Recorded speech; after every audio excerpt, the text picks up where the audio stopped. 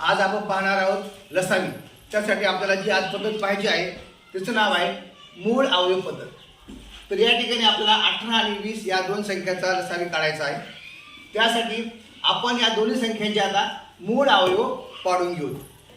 तर यांना आपल्याला मूळ अवयवाने भाग द्यायचा आहे। दोन्ही संख्या सम आहेत त्यामुळे आपल्याला दोन भाग देता येतो। बे 9 18 म्हणजे बेच्या पाड्यामध्ये 18 9 क्रमांकाला येतात।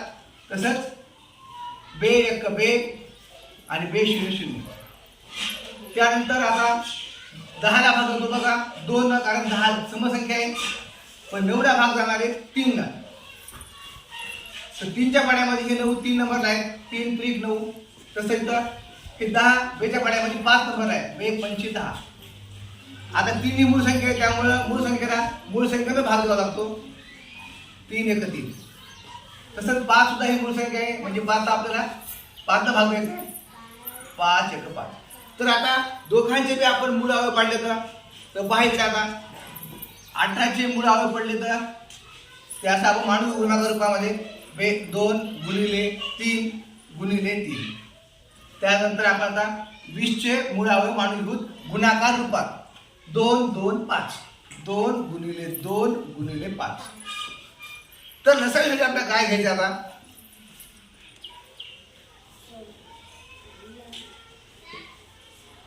लसावीसाठी आपल्याला आता बघा याच्यामध्ये 2 आहे त्याच्यामध्ये 2 आहे, दोघात 2 सामायिक आहेत त्यामुळं ह्या 2 2 बद्दल एकच 2 घ्यायचा आहे 2।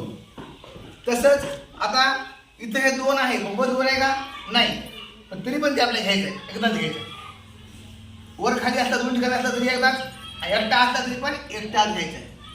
आता हे 5 वर येत का नाही, तरी पण आपल्याला 5 घ्यायचे, हे 5। आता हे 3 वर येतात, असे 2 3 असल्यावर आपल्याला एक 3 घ्यायचे नाही बघा, एक वरी असाल खाली असाल दोघांमध्ये असावं। आता हे 3 वरीच येतं, खाली येत का नाही, तरी पण आपल्याला 3 खाली घ्यायचे, हे 3 घेतले। आणि ह्या पण 3 कसे येतात, याला खाली जोड नाहीये तरी पण ते आपल्याला घ्यायचे।